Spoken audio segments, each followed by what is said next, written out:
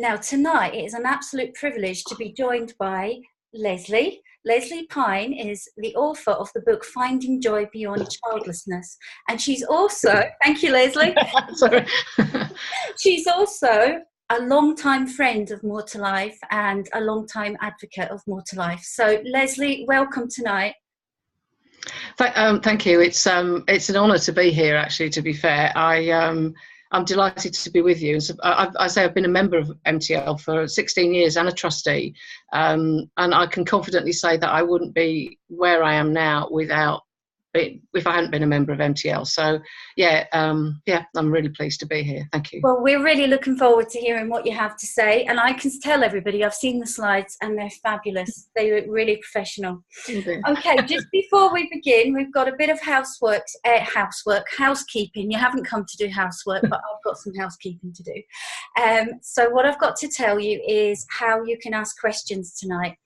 Now, what we're going to do is Lesley will do her presentation and then we'll have a look together at any questions that have been submitted once she's finished. Now, to ask questions, all you have to do is if you hover your cursor down at the bottom of the screen and if you go into the Q&A function, you can type in a question there and we'll come back and have a look at them at the end of Lesley's presentation. All I would say is please do choose the anonymous function, just because, well, they won't show up on the recording anyway, but just in case they do, there's some sort of technical blip, we ask you just to make sure that you ask them anonymously. Okay, well, all that remains for me to do now is to mute myself and say goodbye and leave you in Lesley's capable hands, who is going to tell you how to find joy beyond childlessness.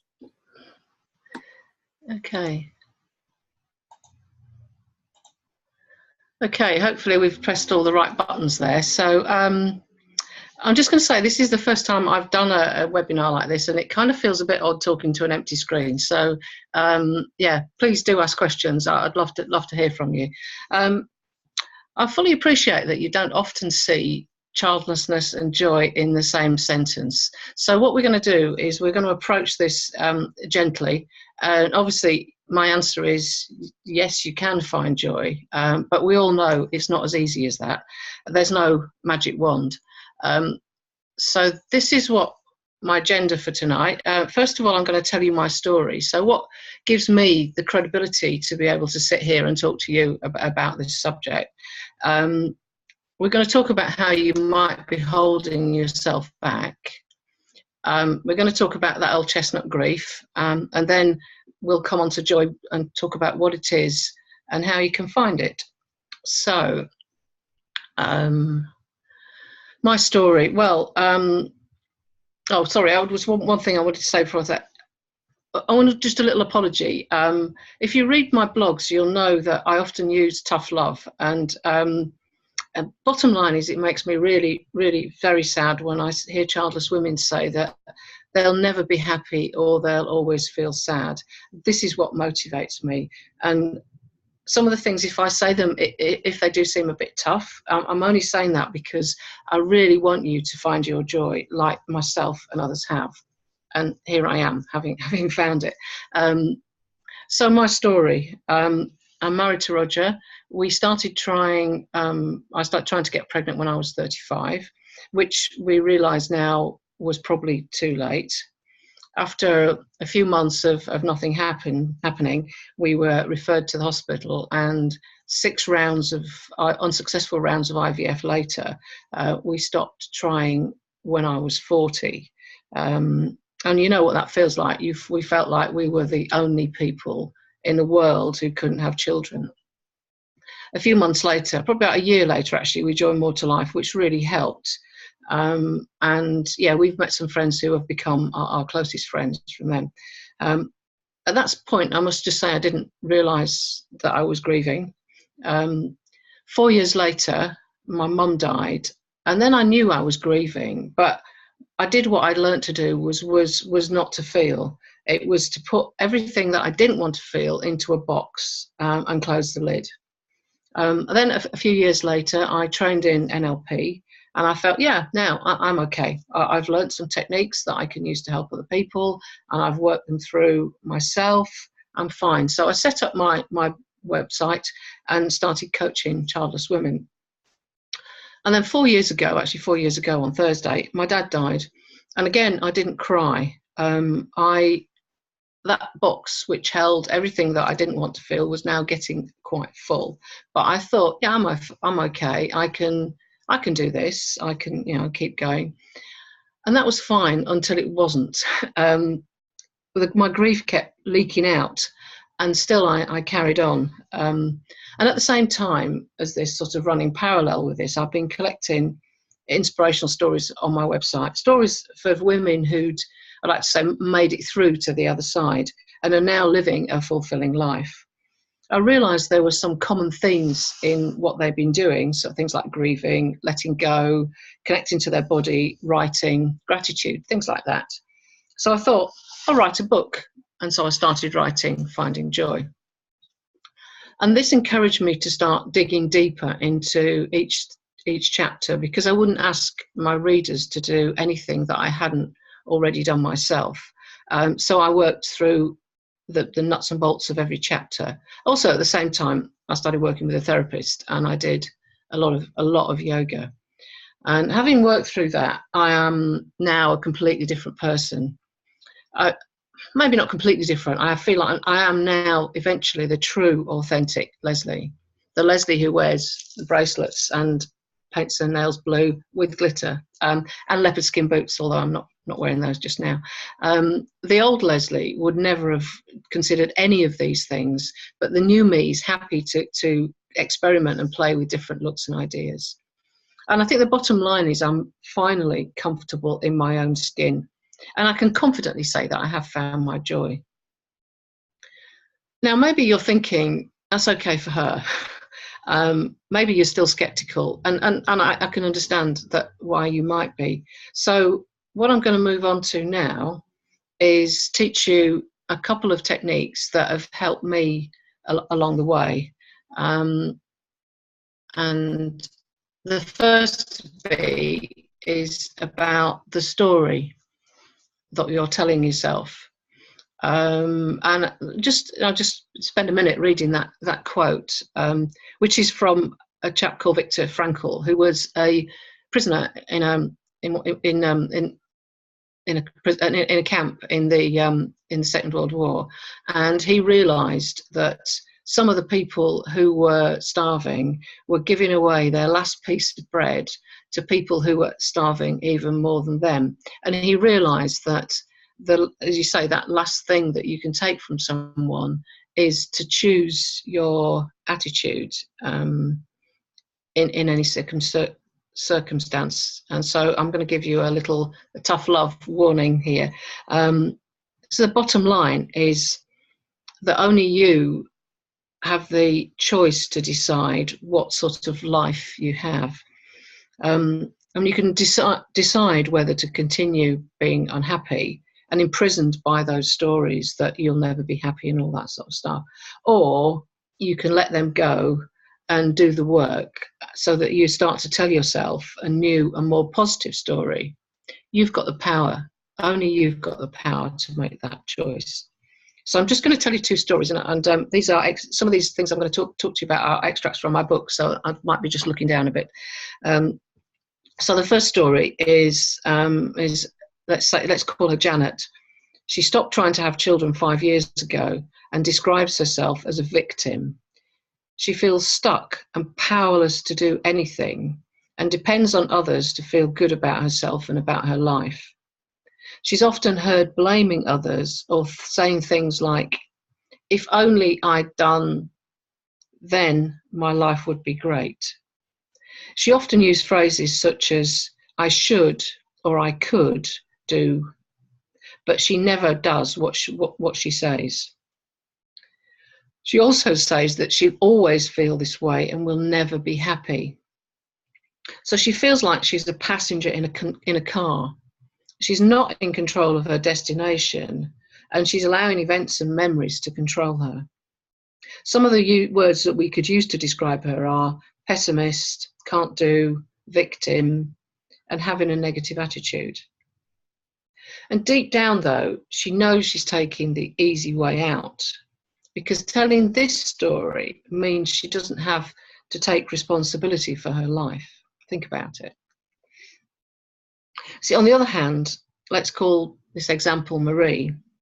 She stopped at the same time and starting to move on and to have a fulfilling life. She knows she can't control the world, but she can control her world and her reaction to it.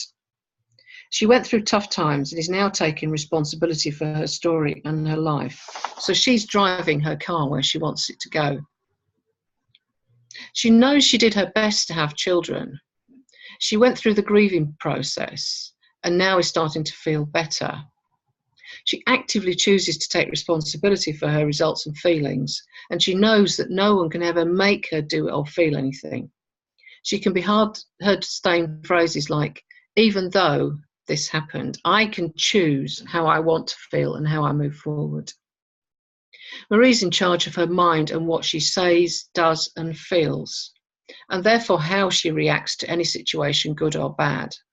So words we could use to describe her include things like gets results, as a can do, and positive attitude, and confidence and belief. And Marie did this by changing the story she told herself. So she'd had enough of being a victim, and she made a conscious decision to change the story she was telling herself. It wasn't like flicking a switch. It took some time and practice. So let's just pause for a moment and ask yourself, if you recognise yourself in either of these stories, are you the pessimistic Janet, or are you starting to be a more optimistic Marie? And also, let's think about Frankl's quote for a moment. Notice, there are spaces all the time between your thoughts and also before you respond for when someone speaks to you. So my first tip for this evening would be invite you to start to notice those pauses in between them and own them, maybe expand on them so that you can frame your response in an empowering way. And it's not like flicking a switch. It won't happen overnight. You might forget more times than you remember, but what's important is to keep practicing until it becomes a habit. So let's just move on to the next. I do like my quotes. You'll see quite a few. You can't be what you can't see. And when we finished IVF, there were far fewer resources than there are now.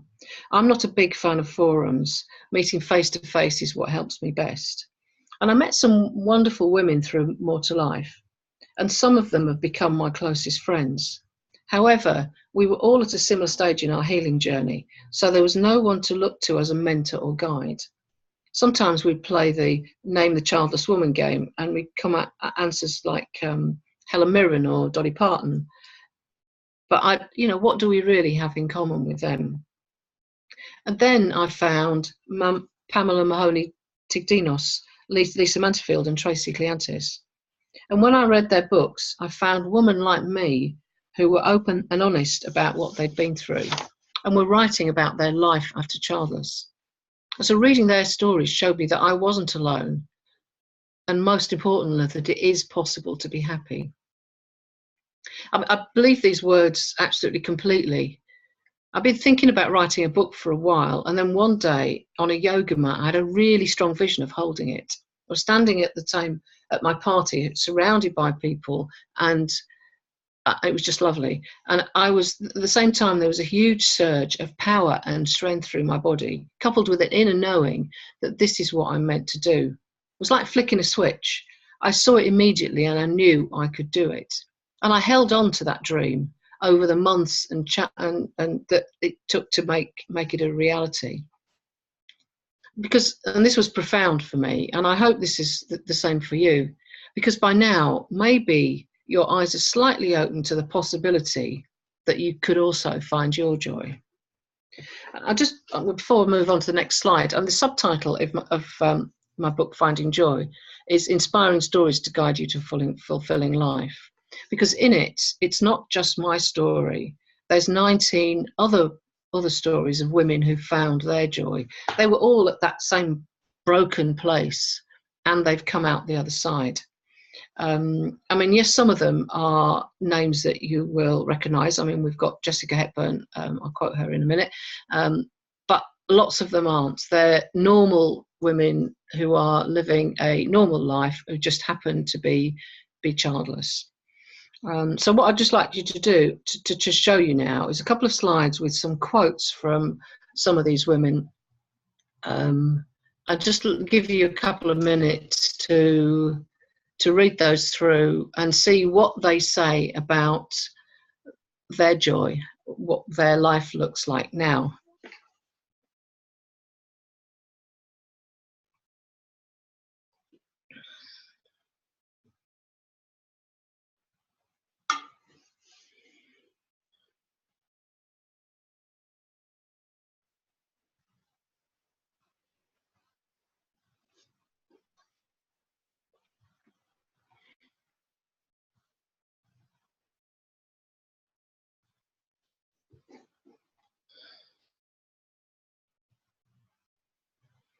What I love about these is they're all different, and I've just as I was reading them through, I was just picking out a few words like blessing, freedom, a really good life, extraordinary to be so wrong, passion. I hope that by showing you some of these quotes, and these are, yeah, I mean, these are just normal people, that you can see that, yes, you can have that. And maybe you can see, yes, yes, I want that. So what I'd like to do now is do an exercise where what we're going to do is we're going to dream, well, two possible futures. So it's a sort of guided meditation. So I'd like you to, first of all, let me just I'll get my paper straight. So I'd like you to sit quietly, feel your feet on the floor and your body where it touches the chair. You might want to close your eyes too. Let's breathe in gently to the count of 4. And now out to the count of 4. Let's do that a few more times. Keep doing that. And if 4's not the right count for you, then breathe in and out to a time that feels right for you. And as you do that, feel your body start to relax.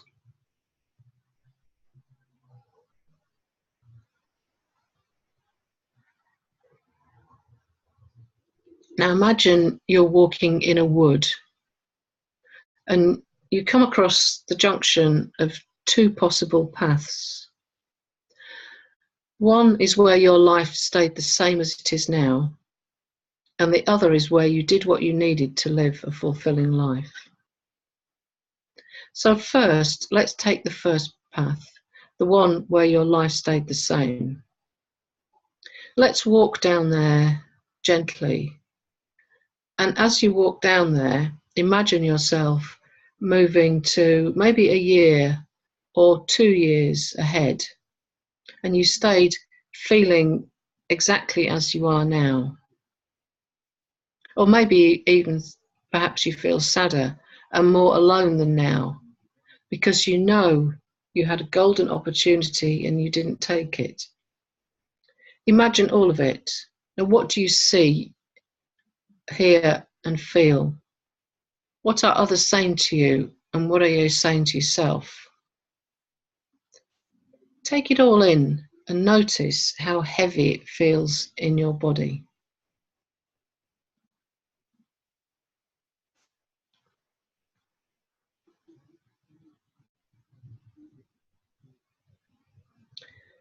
Now let's come back to the crossroads. Shake off that negativity, if necessarily, wave your arms and legs about. And let's imagine taking the second path. So this is the path where you did the work you needed to do. You did whatever you needed to do. And just think about those words that you've read from other people. Your life is, you could have written something like that. So let's walk to a year or 2 or 5 years ahead. So you did what you needed to do, and you're living as that authentic person that in the world. You're comfortable in your own skin and confident talking about your life. How would that be? Imagine all those possibilities. So what do you see, hear and feel? What are others saying to you? And what are you saying to yourself? Again, take all that in and notice how different it feels in your body. How your body feels different. How you feel so much lighter.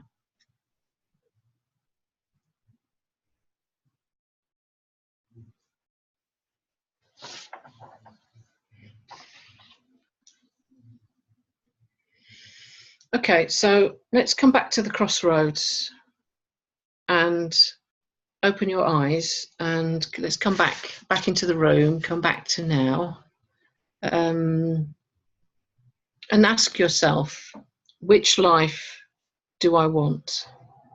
And if you've got a pen and paper, you might want to write down a couple of things or write down some notes. But just think about it. Which life do you want? Do you want to stay as you are now, or would you rather become, I use the butterfly metaphor in that in my book, become that beautiful butterfly that you know you can.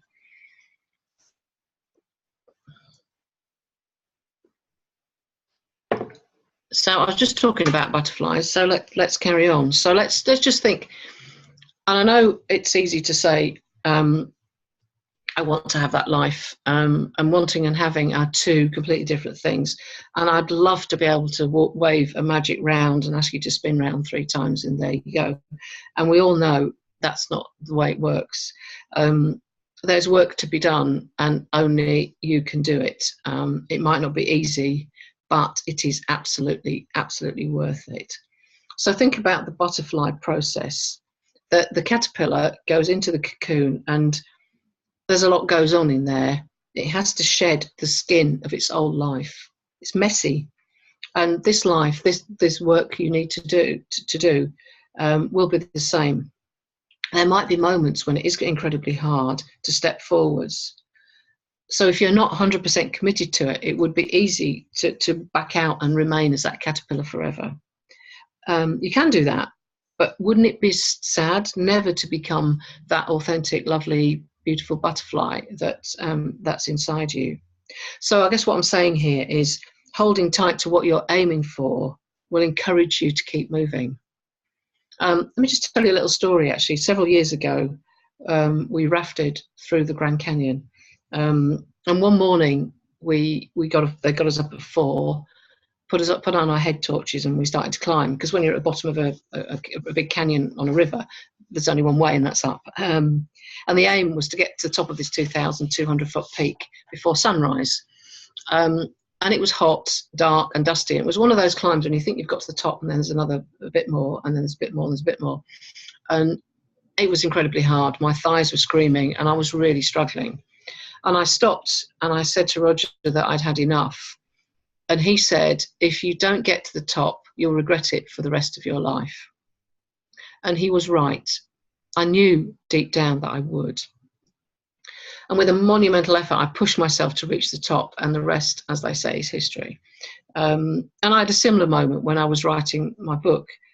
There was a time when I thought, I can't do this. This is crap. I'm crap, all that sort of stuff.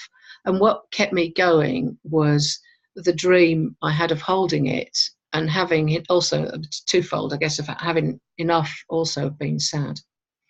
So in this process, in this work that to find your joy, you might have similar moments, and many times you might have to decide whether to carry on. So holding on to what you're aiming for will really support you. And if you say, stay where you are, you might also regret it for the rest of your life. Sorry, more tough love. Apologies. Okay. Oh, I went the wrong way. There we go. Okay, so grief. I know it's. I would like to swear here, but I wouldn't do. Grief is one of the. I mean, there's a number of things in my book that don't apply to everybody, but unfortunately, we all have to grieve. It's and in grief, there's only one rule, that you have to go through it. And I'm sorry, you probably didn't want to hear that either. Grief is the emotion that we most fear. We're afraid of the darkness and the expectations society has on us about dealing with it. I mean, you can pretend it isn't happening and you might get away with it for a while, but in the end it will bite its fangs and bite you. I mean, as I already said, I put everything I didn't want to feel into a box. And when I say that, I mean that literally, actually. After my mum died, one day I was walking down the road and I felt myself about to cry, and I didn't want to. So I remember actually taking the feelings out of my head and putting them into the box and shutting the lid. And over the years, more and more went in. And it was numbing, as this quote says from Brené Brown. Yes, that I numbed those dark feelings, but I also numbed the light, that I wasn't feeling happiness and joy. And I'm not the only one. In the book, I talked to Lisa Manterfield, who some of you might know from Life Without Baby. I mean, we're both from Yorkshire, so we're quite similar. And that we did the same thing. We both tried to outrun grief, but in the end, it caught us. And for me, I thought, I know about grief. My beliefs were, if I let grief close, I'll fall apart. And I can't fall apart. Feeling is bad, and time is a healer. If I keep doing all of the above, the grief would pass. And of course, this is what I kept doing until I didn't, it wouldn't anymore. And outside, I was projecting that confident, capable Lesley that everyone knew, but inside I was falling apart. And I tried so much to not fall apart. And people who loved me told me that grief wasn't my enemy, it was my friend, and that I couldn't outrun it forever. I'd have to take off my armour at some point, and there was magic in doing so. And I kept resisting until I realised those beliefs were stories that I was telling myself. And they were not my stories, they were stories that I'd learned from my parents, who did their best, and I could change them. So that's best the right one. I also wondered if there was any truth in this quote, let me fall if I must, the one I will become will catch me. So just to cut a long story short, I dived into grieving headfirst. I took off my armour and I changed my beliefs so that now I believe that grief will find its way out, and it's best to work with it on your terms. And also expressing your feelings shows strength. I mean, the whole thing about the time being a healer. I mean, maybe to some extent it is, but also time's going to pass anyway. So why not do something to help during that time? So I did fall, and the one I became did catch me. And I'd say my falling was actually beautiful, and I enjoyed just about every moment of it. I've come out the other side as a completely different person, and also a published author. It wasn't always easy, and I had moments of, this is hard and I can't do it. But each time I reminded myself of how much I wanted to find my joy. And here I am loving it. I think the bottom line is, I absolutely do love my life now. It didn't turn out as I hoped, but it's still in there. There are lots of opportunities to enjoy myself. So I get my message to you at the end of this little section on grief is that if you give yourself up to grief, it can transform you and your life. Yeah. Okay, so now to joy. So there's two things I'd like to talk about joy. Is what is it?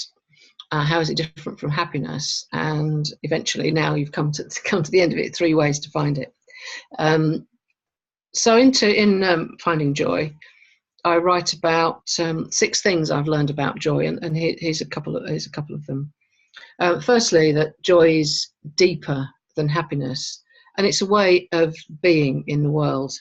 To quote, there's a guy who's written a lot, book, David Steindl, brother David Steindl Rast. His book is called Gratefulness, the Heart of Prayer. He says that joy is happiness that doesn't depend on what happens. So it's a way of being in the world. It's underlined. It doesn't. It's some way of how we are inside. And for me, I think that's it's like an attitude. So we, once you start to look for it, then you find it so much more. And the other thing is that it comes to us in ordinary moments. So it's like just think about it for a moment. It's like, if you think about the times when you felt joy, most recently, were they big things or small things? I mean, for me, a couple of examples. On Sunday, Roger and I went for a walk in the park, just around the corner, and just noticing the colours of the trees and feeling the autumn sun on my face and looking up at the blue sky. That was really joyful, and it was just an ordinary moment. Yesterday, I gave myself the treat of reading for 30 minutes. And again, that was joyful.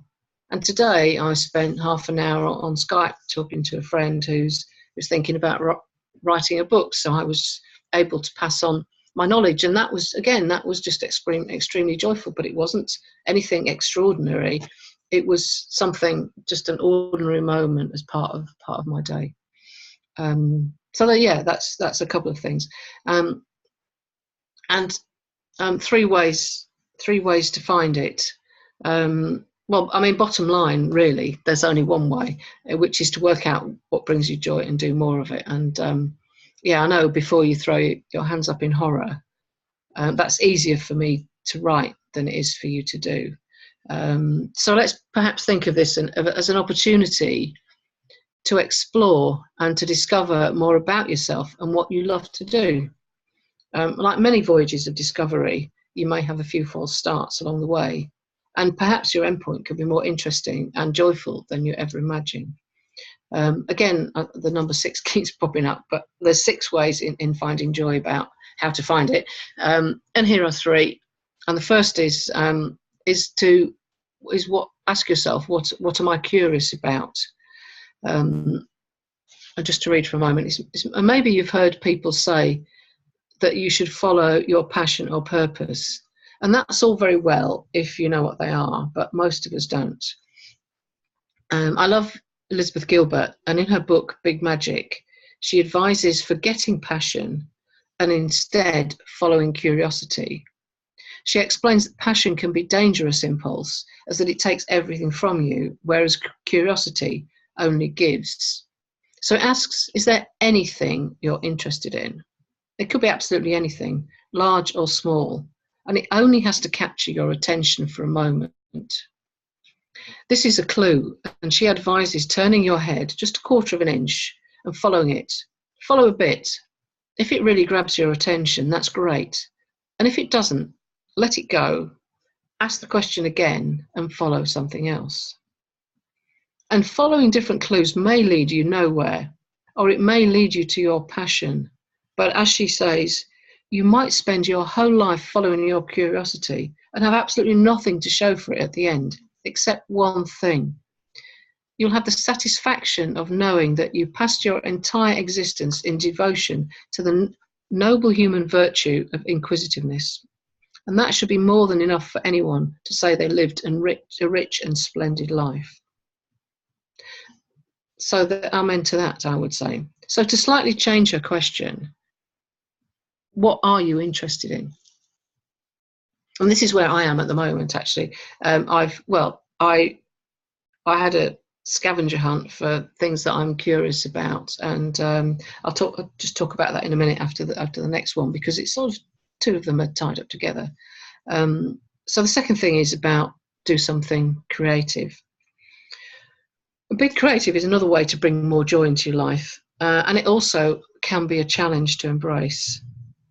Because as children, we are extremely creative until the point when either shame or comparison steals our joy.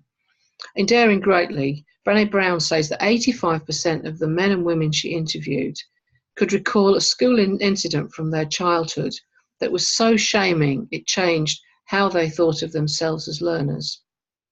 And approximately half of those were what she refers to as creativity scars. They could point to a specific incident where they were told or shown that they weren't good writers, artists, musicians, dancers, or something else creative. Now I've certain that resonates completely with me. I mean, I can't draw or paint, so I've got big art scars, and I've also got some from cookery lessons where the teacher was terrifying, and nothing I produced was ever good enough. So just think about that for a minute. Do you have those? I also used to have a narrow definition of creativity, and because of my lack of art skills, I thought I wasn't creative.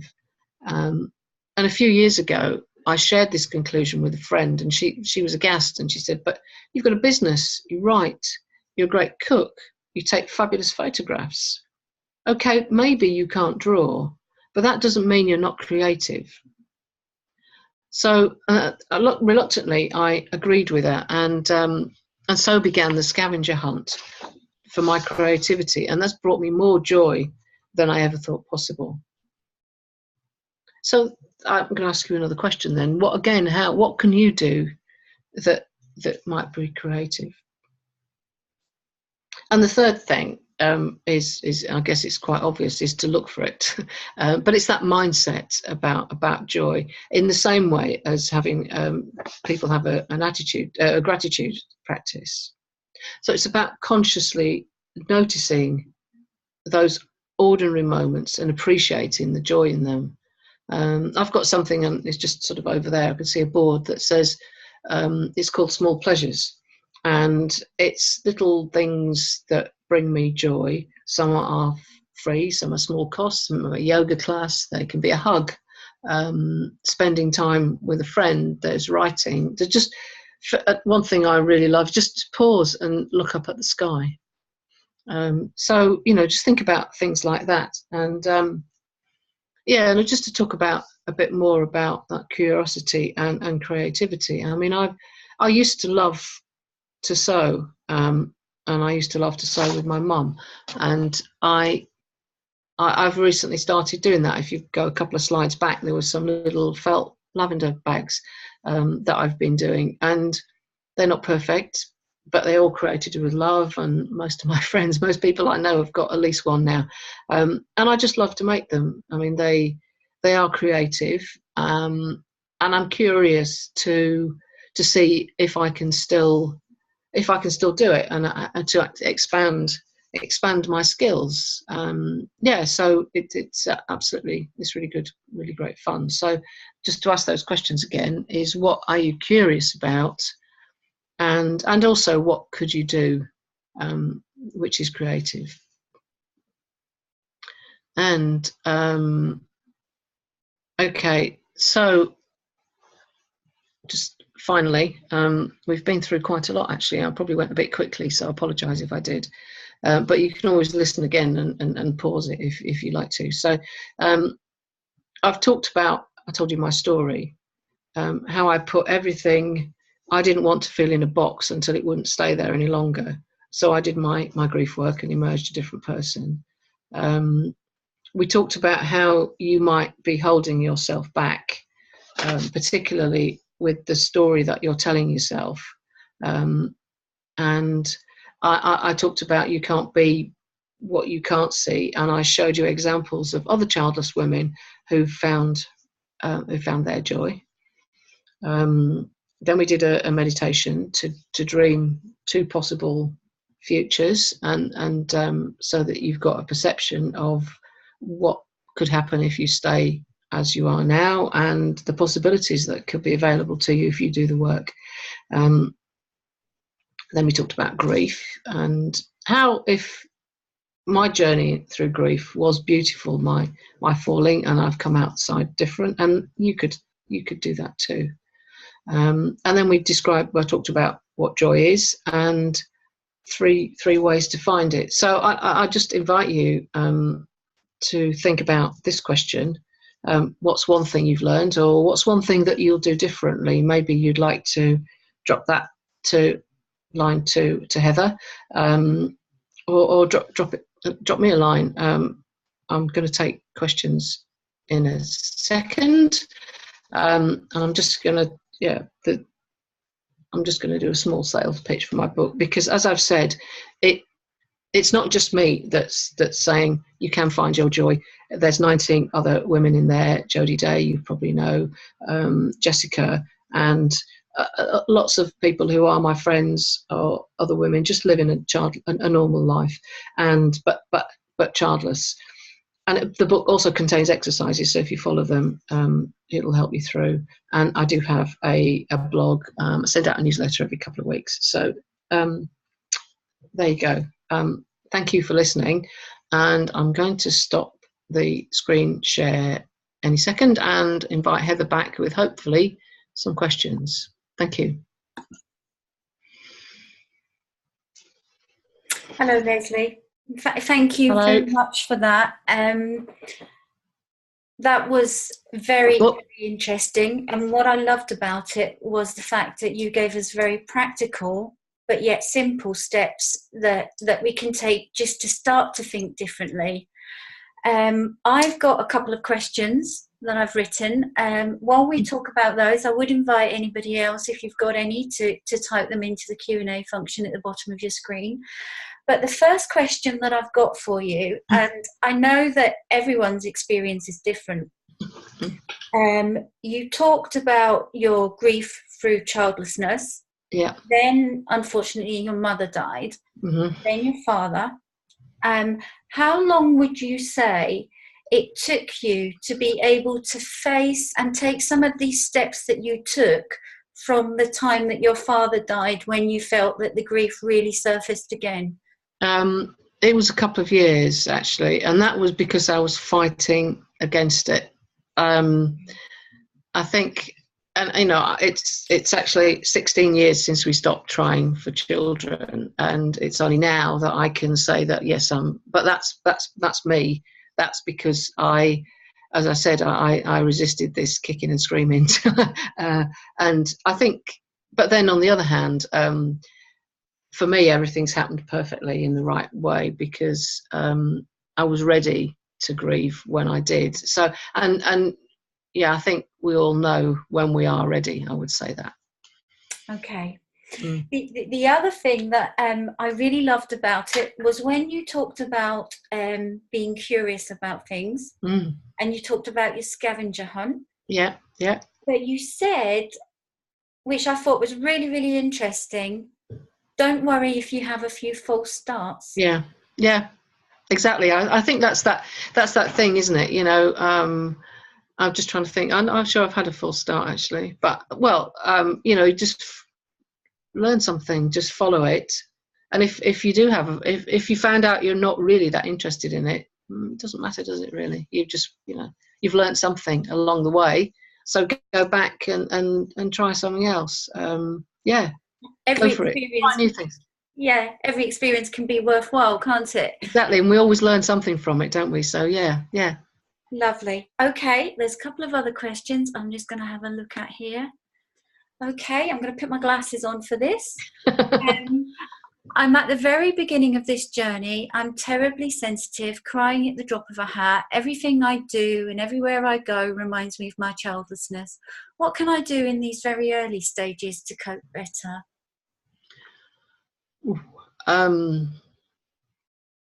Find a safe. Well, obviously, I'm just going to say firstly, thank you for asking that question. And I know showing up here and asking the question is hard. So give yourself a pat on the back for doing that. and it sounds like you're already in the middle of grief, which is a good thing, actually, to be fair. Find a community, I'm going to say, is that it's always, you're not alone. There's communities out there, and find other people who are in the same place as you, and know that it will get better. So, yeah. I think we've all been there. We've all been there, actually. Sorry. I think I would echo that too, and that's definitely what we try to have at More to Life. We've got that support community there.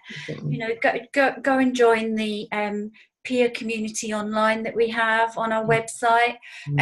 There also are going to be materials on our website, which went on live today, that Sophia's going to talk about in the next webinar that we do in a short while.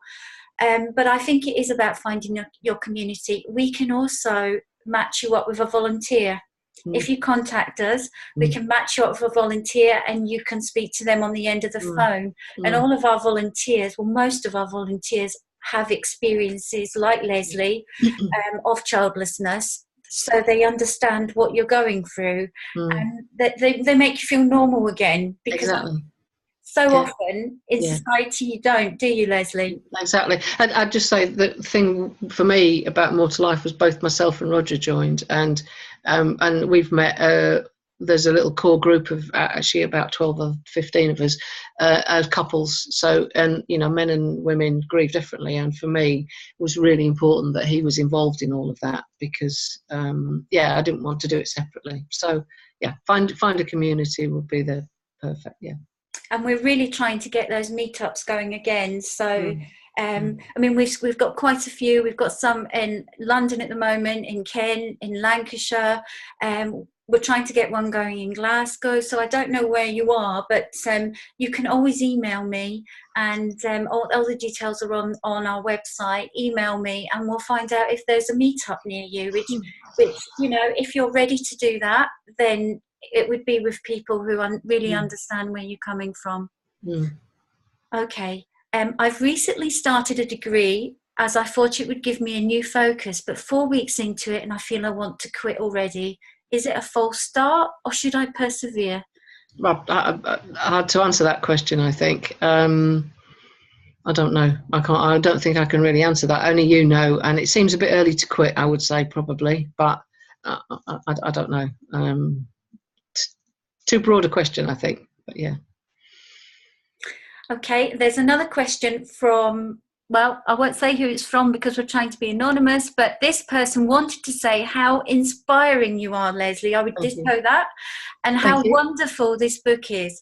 Thank you for writing it. How do you feel the book has helped you in writing and publishing it? Well, the writing helped me absolutely enormously. I mean, it was I didn't realise how much it would, but the writing of it took me through the grief process, because I've done everything that is in it. The grieving, connecting to your body was a big thing for me with yoga, and self-acceptance are the subject. So it helped me enormously. And writing is one of the chapters, actually. So writing is a very helpful technique that I didn't talk about tonight. You've got other people talking about writing, I know, but it's there's something very special about telling your story and having it witnessed by other people. And what I should have said at the beginning of that was thank you very much for saying what you said, whoever you are. Thank you. Yeah. Okay, there's one more question. Hi Lesley, thanks for a lovely chat. I've had 2 rounds of IVF and 1 miscarriage, which I feel I'm still grieving. I have the chance to do another cycle at the beginning of next year, but I'm terrified to do it again in case the same thing happens. Do you have any advice as to when it's best to give up? And how do you know when it's best to stop trying?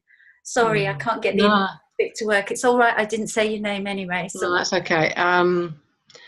Well, I think when to stop is a tough decision that only you can make, to be fair. I mean, for me, we decided before we started treatment, we decided to quit when I was 40 for various reasons, and we ended up having 1 more round than we were expecting because we got that free on the NHS, and by that time we were done. actually. We were spent physically, emotionally, financially. And that line for us, that was my line. I know Jessica Hepburn, her line was, she's had a lot more. Some people don't have any treatment. So I think, I think actually when it is, and maybe go and talk to someone. I think there was a point actually where if Roger was sitting here, he would say that he heard the consultant tell us to stop a couple before we actually stopped. I didn't hear that because I wasn't opening to listening, and I think that. So maybe go and all the clinics have therapists there now, don't they?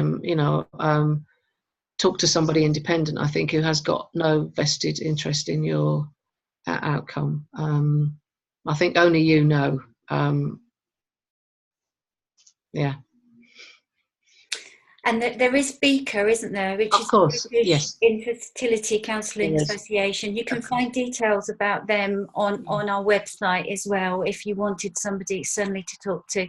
Lesley, I think we're probably... Yeah. We've still got a little bit of time. Okay. So before we finish, I just wanted to ask you to tell people about your jar.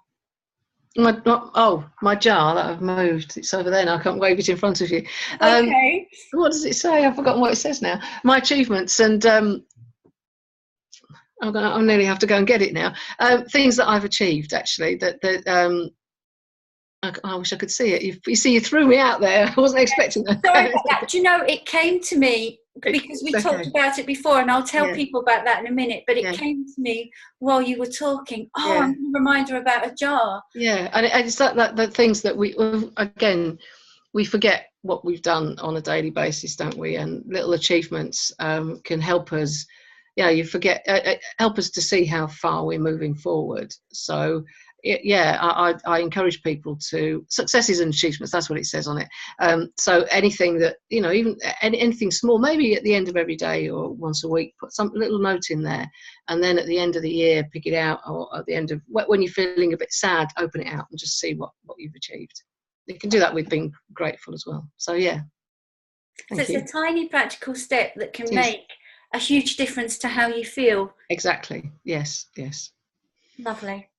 Now, I did want to tell everybody that actually a while back when I first met Lesley, I've never actually met her in person. I always meet her remotely like this. Yeah. But we have got together quite a few times remotely, Lesley and I. And a while back, I actually recorded an interview with her about her book. It was just as your book came out, wasn't it? Yes, it was, in the very early days. Now that is actually on our website if you want to see that. And again, Lesley, I asked her some structured questions about it because I really, really enjoyed the book. And you can see Lesley's responses. Now you would find that on our website. It can be found under the information section. So if you go to the information tab within the More to Life bit, and then you go into the book review section, which is down at the bottom of the page. So scroll down to that and you will actually find book reviews. Go in, find Lesley's book, and there's a recorded interview on there as well. So that's quite interesting to watch. Okay, Lesley, thank you so much for tonight. This has been recorded. So what